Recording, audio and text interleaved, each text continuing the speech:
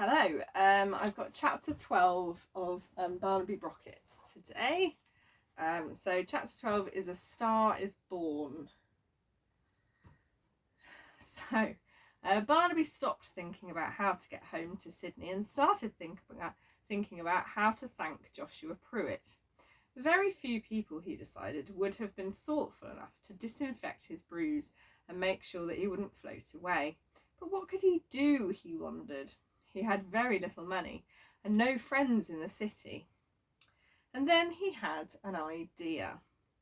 Walking slowly down the street, very slowly, he went in search of a post office, and when he found one, he stepped inside and sat down on the stool in front of a large telephone directory, turning the pages quickly as he searched for the address. It didn't take him long to find what he was looking for. He scribbled the details down on a piece of paper, and because most of the streets in Manhattan are numbered instead of named, he made his way there with very little difficulty, despite the iron weights in his shoes, and the fact that his ears were starting to hurt again. From the street outside, the art gallery looked very imposing. It was painted completely white, and through the large windows, Barnaby could see only a few small paintings hanging on the walls.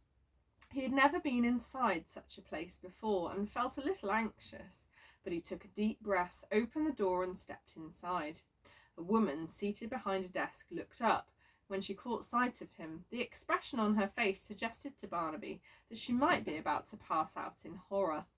"Revolting," she said in a surprisingly masculine voice. "What is?" asked Barnaby. "Your clothes. No feeling for colour, no awareness of what's in and what's out. I mean checked shorts at this time of year," she added, looking at Barnaby's outfit and shaking her head in disdain. "Where are we anyway? A golf course?" She stood up and was amazed to see how tall she was. Almost 7 feet in height, with hair pulled back from her forehead so tightly that her eyebrows were raised up almost as high as her hairline.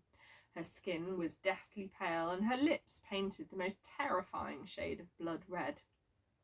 "And who might you be?" she asked, dragging out each word as if their enunciation was painful to her. "I'm Barnaby Brocket," Barnaby said. "Well, this is not a creche, Benjamin Blewett," she declared, her tone suggesting that it would be beneath her dignity to get the boy's name right. "Nor is it an orphanage. This is an art gallery. Get out immediately and take your peculiar smell with you." Barnaby gave himself a little sniff, just like Captain W.E. Johns always did when he curled up in a ball in his basket, and realised that she might have a point there. He hadn't had a wash since leaving Ethel and Marjorie's coffee farm, and had slept on a train from Brazil to New York in the meantime. "That's not a peculiar smell," said Barnaby, trying his hardest to sound offended. "It's my aftershave." "You're too young to shave. You're just a little boy." Barnaby frowned. She was right. It was best to simply get to the matter in hand. "I've come to see Mr. Vincent," he said. "Mr. Vincent?" asked the woman, laughing at the absurdity of his remark. "Firstly, no one refers to him as Mr. Vincent. He's simply Vincent. And secondly, I'm afraid that Vincent is extremely busy. His calendar is tied up from now until the end of the decade, and regardless of this, he does not associate with smelly little boys who wander in off the streets with band-aids on their foreheads." "Please tell him that Barnaby Brocket was here," said Barnaby, ignoring her rudeness. "I'm sure he will want to see me." "No. Now get out." "Tell him that it is a matter of some urgency." "If you don't leave," declared the woman, stepping forward now and towering over him, "I will be forced to call the police." "Tell him that I've arrived from a certain coffee farm in Brazil. I think he'll want to see me then, don't you?" The woman hesitated. She knew enough of her employers in history to realise that the words coffee farm and Brazil played an important part in it. She had read the biographies that had been written about him, after all, and all the newspaper interviews he had given. Perhaps this boy was somebody, she thought. Perhaps it might be a good idea to antagonise him, not be a good idea to antagonise him any further. Wait here a moment, she said, allowing an exhausted sigh to escape her mouth as she turned round and disappeared into an office at the back of the gallery. A minute or two later, a dark-haired man with a pencil-thin moustache appeared, looking at Barnaby with a half-smile on his face and an expression of some curiosity. "You wanted to see me?"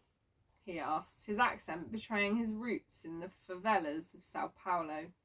"I'm Barnaby Brocket," exclaimed Barnaby. "I was floating in the skies over Sydney when I bumped into a hot air balloon manned by your friends Ethel and Marjorie. It's a long story, but they took me to stay with them on their coffee farm for a week. I even slept in your old room. They speak very highly of you. Palmyra told me that you were their favourite person ever." "But they were my greatest friends," exclaimed Vincent, clapping his hands together in delight. "My benefactors. Everything I have I owe to them. And they saved you too? Yes, like they saved me?" "Well, sort of, I suppose," admitted Barnaby.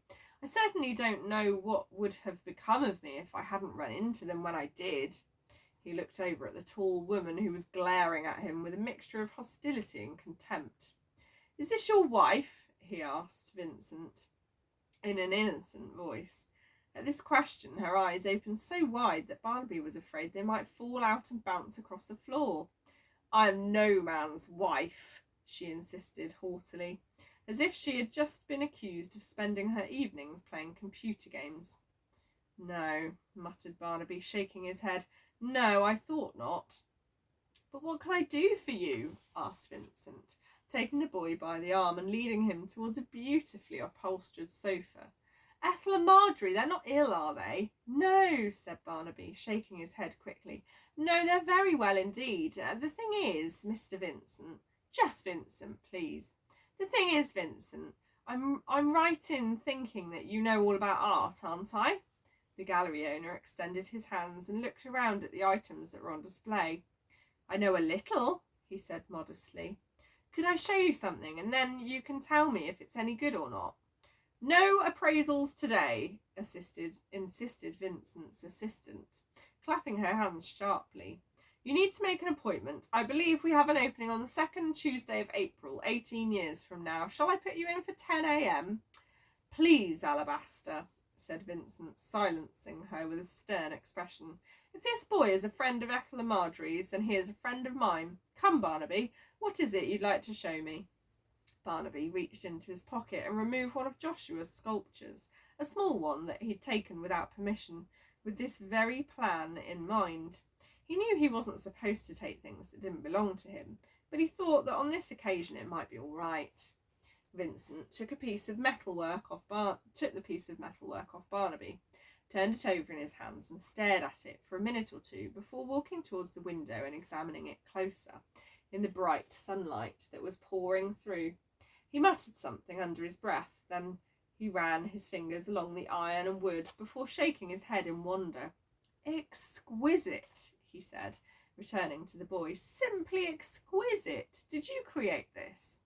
"No," said Barnaby. "A friend of mine did. He's a window cleaner on the Chrysler building, but he wants to be an artist, only no one will look at his work. He disinfected my bruise and put band-aids on my forehead. I thought I owed him a favour in return." "He does not want to be an artist," roared Vincent in a dramatic tone. "He is an artist, an extraordinary artist. But you must take me to him, you foul-smelling little fellow. Take me to him now."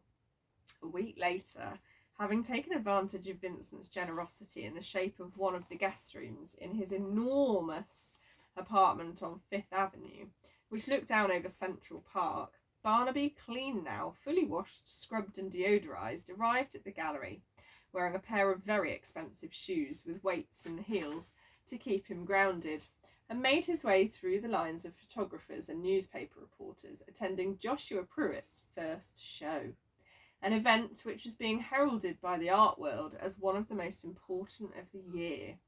"I hear you're responsible for all this," said a man with a press badge, approaching Barnaby, who nodded his head and tried not to stare too much at the terrible burn marks that covered most of the man's face. He knew it would be rude to gawp at them, but couldn't help but wonder how they had come to be there. Sort of, said Barnaby. The name's Charles Etheridge, said the man, shaking Barnaby's hand. Chief art critic with the Toronto Star. I heard all about this extraordinary new work from Vincent and had to come to see for myself, and it wasn't a wasted trip. I've got to take the train back to Canada tomorrow morning, but I'm glad I came. Speaking on behalf of my readers, I want to thank you for bringing young Mr. Pruitt's work to the attention of the world. We owe you a debt of gratitude. If there's ever anything I can do for you, you just let me know, all right?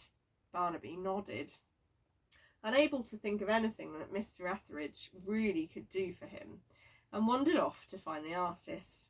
I can't thank you enough, kid, said Joshua, delighted by all the praise he was receiving. And look over there, even my old man showed up. Seems like he's proud of me now that I've made it into the New York Times, and says it's okay for me not to work in the cotton bud business after all.